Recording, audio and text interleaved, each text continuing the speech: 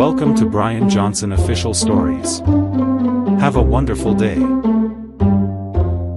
I paid for my sister's education while working 2 jobs, only to have her call me a loser at a family dinner. She was shocked when I stopped paying her rent and told everyone why she could no longer afford her lifestyle. When my younger sister Lauren got into her dream college, everyone in the family acted like it was the greatest accomplishment of all time. My parents were beaming with pride. Lauren was already talking about the career she was going to have, and I was standing in the corner quietly calculating how it was all going to work out. My parents didn't have the money to pay for her education. They made that clear when they started dropping hints in family conversations. "Lauren is so smart, but college is so expensive these days," my mother would say, looking at me as if I didn't already know where this was going. I didn't have much. I was working as a mechanic and trying to save up for a house. But Lauren was my sister, and I figured, what's the harm in helping? So I pitched in. At first it was small things, her textbooks, some groceries. But it didn't stop there. Soon I was paying her rent, her utilities, even her nights out when she needed to de-stress. Every time she asked for money, it came with an excuse. "I'll pay you back when I graduate." Or, "Mom and Dad just can't help right now." What made it worse was that my parents acted as if I was obligated to help. "Family takes care of family," they'd say, as if I wasn't already breaking my back working 2 jobs to keep them afloat. Lauren, meanwhile, acted like the world revolved around her. She'd post pictures of fancy dinners and weekend trips, smiling as if she wasn't living on my dime. I kept telling myself this was temporary. Once she graduates, it'll all be worth it, I thought. But deep down, I was starting to resent the fact that my life was on hold while hers was moving full steam ahead and I was footing the bill. I thought things would get better once Lauren settled into her college routine. I imagined she'd realize how much I was doing for her and show some gratitude. But if anything, her entitlement only grew. The first real sign was her spending habits. While I was skipping meals and working late shifts to pay her rent, Lauren was flaunting her new wardrobe on social media. Designer handbags, trendy shoes, fancy dinners, things I could never afford for myself. At first, I tried to rationalize. Maybe she got a part-time job, or maybe she was just overdoing it for appearances. But when I asked her about it, she shrugged it off. "Everyone at school dresses like that," she said. "I don't want to look like I don't fit in." It wasn't just her attitude about money, it was everything. She treated me like a walking ATM, never asking how I was or if I needed help. My parents weren't any better. Every time I tried to talk about how much I was struggling, they'd guilt me into keeping quiet. "She's your sister," my mother would say. "She's building a future. You should be proud to help her." But it wasn't just helping, it was sacrificing. My weekends were gone. My savings were gone. And that house I'd always dreamed of? Forget it. Meanwhile, Lauren couldn't even be bothered to send a thank you note. Instead, she called to complain about her professors, her workload, or her roommates. She never once asked how I managed to juggle 2 jobs just to keep her afloat. The resentment I'd buried began to bubble to the surface. I was tired of being treated like my life didn't matter as long as hers was moving forward. The turning point came when Lauren casually mentioned that she was thinking about studying abroad for a semester. She didn't even ask me if I could afford it, she just assumed I could handle it. "I think it would be such a great experience," she said over the phone, her tone light and carefree. "The program costs a little more, but it's a once-in-a-lifetime thing, right?" I sat there gripping the phone, trying to process what she just said. I could barely keep up with her regular expenses, and now she wanted me to pay for a semester abroad? When I brought it up with my parents, hoping they'd finally come to their senses, they doubled down. "This is an incredible opportunity," my mom said. "You'll figure it out, you always do." I was floored.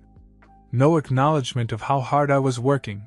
No concern for my welfare, just the expectation that I'd keep sacrificing because, apparently, that was my role in the family. At the same time, Lauren's behavior became impossible to ignore. She'd call to complain about the most trivial things, like how her roommate borrowed her shoes, or how the campus cafeteria didn't have any real lattes. She also began to make subtle jabs at me. She'd laugh about how I was always working, and joke that I was married to my job. "She doesn't appreciate you," a coworker said one night when I was venting during a break. "You bend over backwards, and she acts like you owe her." For the first time, I began to wonder if they were right.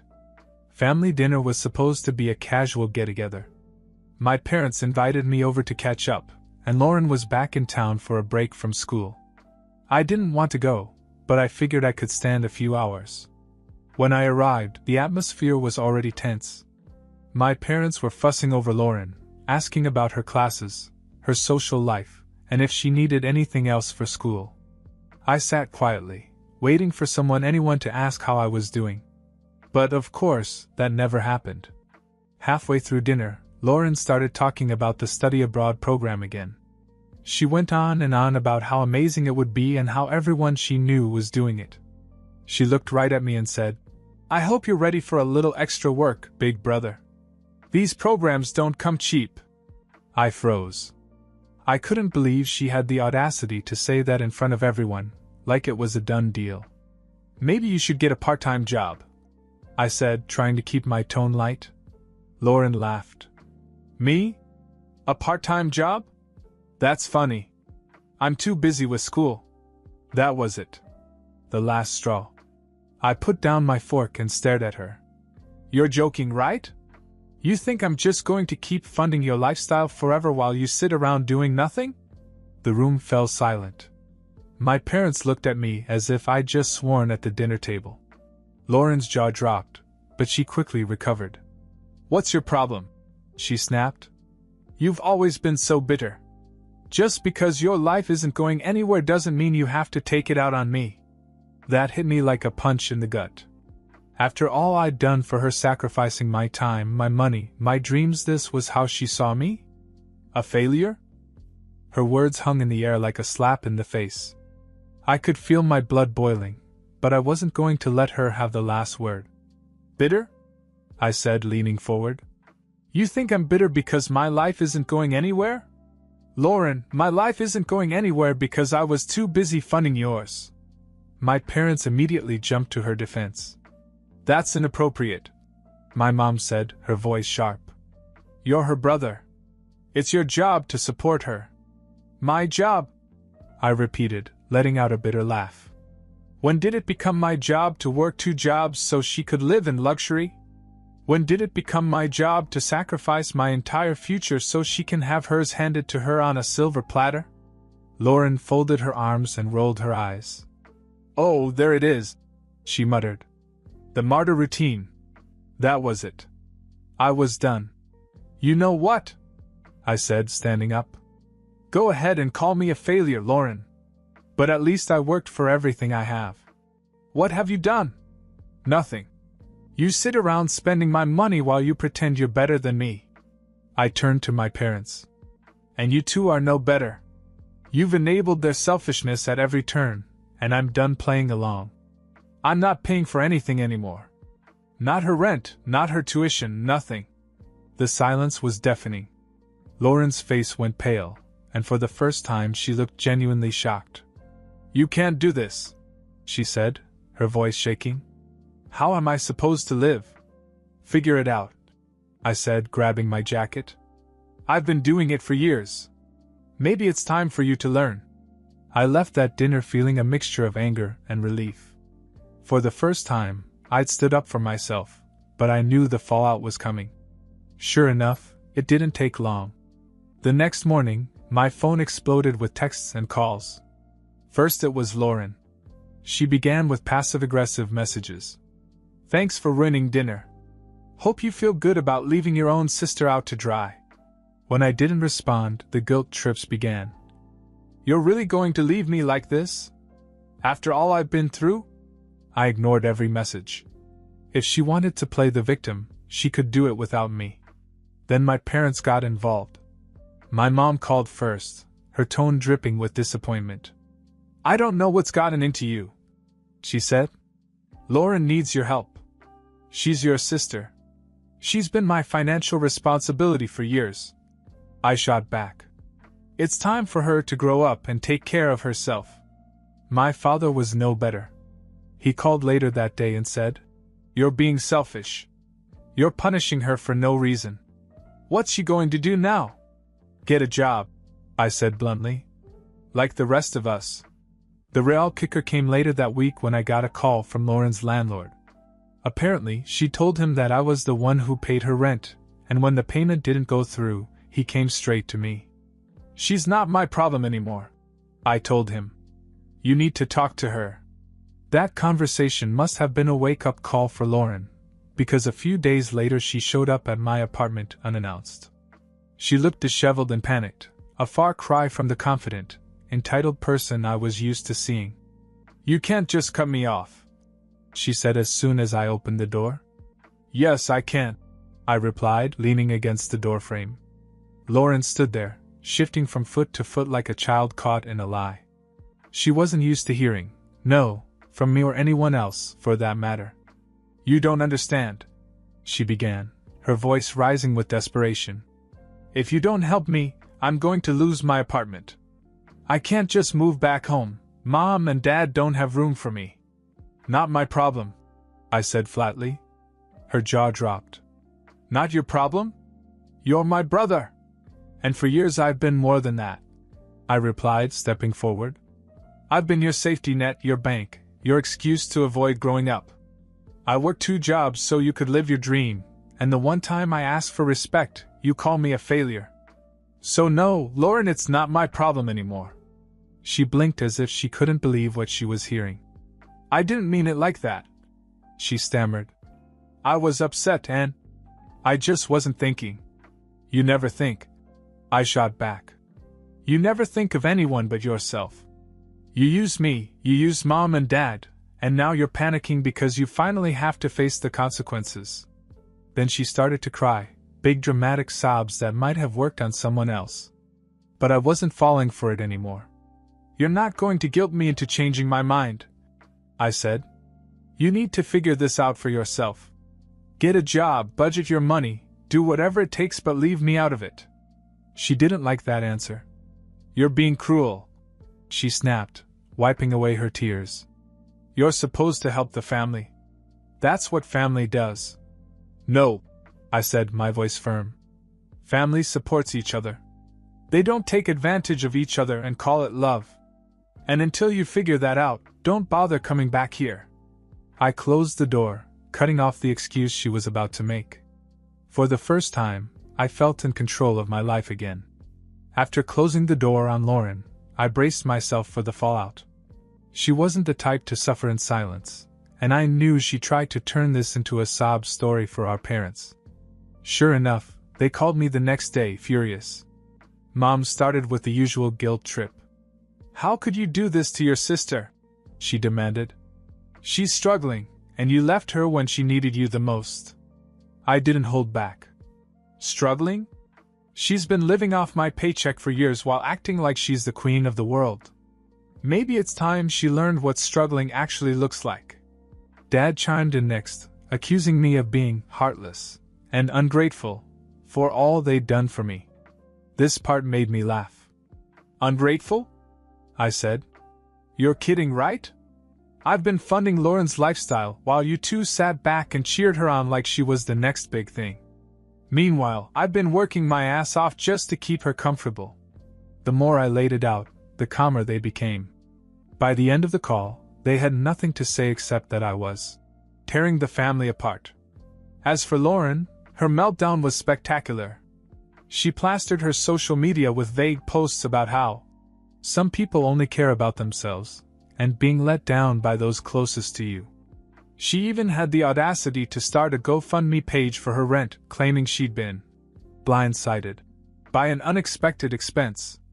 Her friends commented with faux concern, asking if there was anything they can do to help. But the donations barely trickled in. Apparently, people weren't as eager to support her lifestyle as she'd hoped. Meanwhile, word of the drama spread through the family like wildfire. My aunt called to say she'd heard I was being unreasonable. But after I explained the situation, she quickly changed her tune. "She really expected you to keep paying her rent?" she asked in disbelief. "Welcome to my world," I replied. After my parents showed up at my door, I realized just how far this whole situation had gone. It wasn't just Lauren's entitlement anymore, it was the entire family enabling her, treating her problems as if they were mine to solve. They didn't stop at guilt. My mother began to spread the narrative that I had failed Lauren and the family. I heard from cousins and relatives I hadn't spoken to in years, suddenly chiming in with messages like, "It's not fair to let her struggle," or "Family comes first." But as the days passed, Lauren's facade of control began to crack. I heard from mutual friends that she had moved back in with my parents after being evicted. Of course, that wasn't enough for her. She made it clear that she expected to be coddled there, too. One friend told me she'd overheard Lauren complaining about the food at home. "She's mad that her parents don't cook her real meals," my friend said, laughing. "She even joked that they should hire someone to take care of her since you're not around to do it anymore." Hearing this only cemented my decision to cut ties. If my family wanted to enable her behavior, that was their choice. But I wasn't going to keep burning myself out for someone who couldn't even show basic gratitude. Lauren's downward spiral continued. She moved back in with my parents, who coddled her like a helpless child. They enabled her every whim, using what little savings they had left to support her lifestyle. Meanwhile, they doubled down on blaming me for her situation, acting as if I'd committed some heinous crime by cutting her off. I heard from relatives that Lauren was still spreading lies about me, telling anyone who would listen that I had abandoned her during a difficult time.